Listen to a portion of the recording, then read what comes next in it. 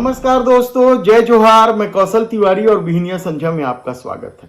सत्ता के लिए झूठ और अफवाह के आसरे नफरत फैलाने का खेल इस कदर जारी है और उसका असर भी अब दिखने लगा है। किस तरीके से लोग हिंदू मुस्लिम की नफरत की राजनीति में अपने दिलो दिमाग को सड़ा चुके हैं, कहना कठिन है कि इसका इलाज क्या होगा। कटेंगे तो बटेंगे, एक है तो सेफ है के आसरे भले ही महाराष्ट्र जीत लेने का दावा किया जाता रहा होगा, लेकिन उसका असर इस कदर देश भर में फैल रहा है कि लोग अब यह भी नहीं देखते कि उनके इस करतूत से भारतीय समाज पर क्या असर पड़ेगा, किस तरीके से बवाल मचेगा, किस तरीके से लोग आपस में प्रेम सौहार्द से रह पाएंगे। और शायद यही वजह है कि जिस तरीके से शासकीय सेवकों को आरएसएस की शाखा में जाने की छूट दी गई है, उसके बाद तो शासकीय सेवक हिंदू मुस्लिम का खेल खेलने लगे। और इसका ताजा उदाहरण छत्तीसगढ़ जैसे शांत प्रदेश में भी देखने को मिल रहा है। हालांकि सत्ता के लिए नफरत की राजनीति का खेल पहली बार छत्तीसगढ़ में नहीं हो रहा है। इससे पहले बस्तर में धर्मांतरण को लेकर तो कवर्धा से लेकर साजा तक सांप्रदायिकता का जो खेल खेला गया, उसके आसरे क्या छत्तीसगढ़ में भारतीय जनता पार्टी की सरकार बनी है और अब उससे उत्साहित शासकीय सेवक भी खुलकर हिंदू मुस्लिम का खेल खेलने लगे। दरअसल मामला गौरेला क्षेत्र का है, सरगुजा क्षेत्र में आता है। यह नगर पालिका परिषद की मान्यता हाल में ही मिली और यहां सीएमओ है नारायण साहू। इन दिनों समूचे प्रदेश में अतिक्रमण हटाओ और वसूली का अभियान चल रहा है।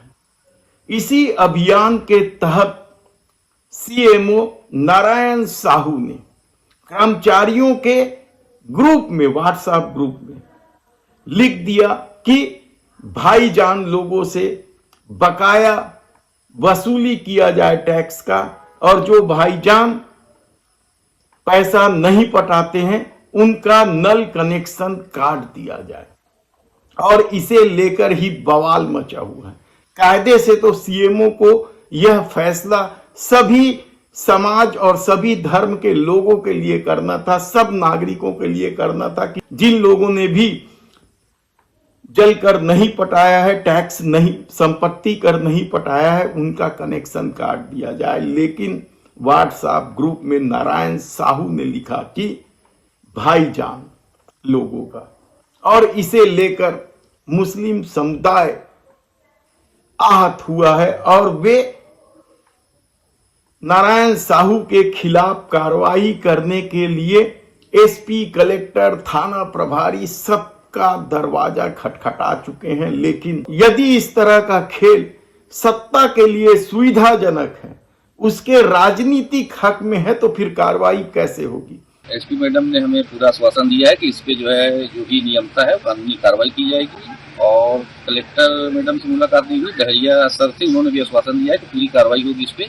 सीएमओ ने जो भी अभद्र एक समाज को लेके जो है टिप्पणी की है व्हाट्सएप ग्रुप में, तो हमें पूरा आश्वासन दिया गया है कि उस पर कानूनी कार्रवाई जो भी है होगी।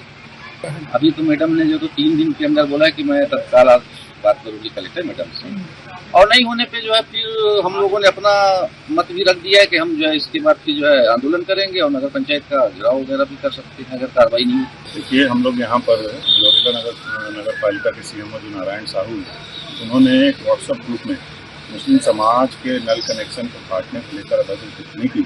इससे यह सूचित होता है कि वो एक समाज, मुस्लिम समाज को लेकर के और मन में पूर्वाग्रह रखते हैं। तो उसी का ज्ञापन देने के लिए हम लोग आए हैं। और नारायण साहू जी जब से यहाँ पदस्थ हैं, उनका जो कार्यकाल रहा है वो शुरू से विवादित रहा है। भाजपा के जिलाध्यक्ष के साथ भी उनका भी विवाद जो है वो जग जाहिर है।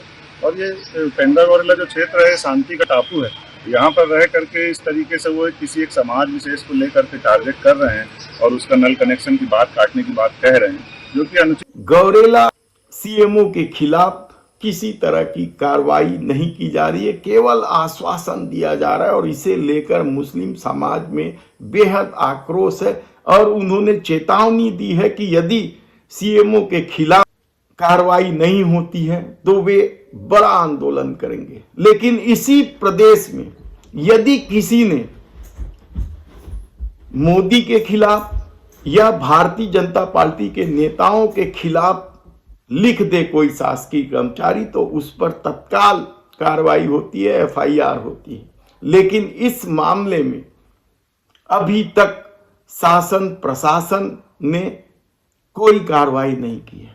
ऐसे में सवाल ये है कि क्या सत्ता भी अपनी राजनीतिक सुविधा के अनुसार कार्रवाई करती है? हमने पहले भी बताया कि छत्तीसगढ़ में किस तरह से कानून व्यवस्था की स्थिति बदहाली की ओर है, अपराध लगातार बढ़ रहे हैं और चेहरे देखकर कार्रवाई की जा रही है। इधर भारतीय जनता पार्टी ने संगठन के चुनाव अधिकारियों की घोषणा कर दी है, किन किन लोगों को कमान सौंपा है और वे किस किस तरह के लोग हैं और उनकी भूमिका क्या होगी, इस पर हम विस्तार से प्रकाश डालेंगे। धन्यवाद।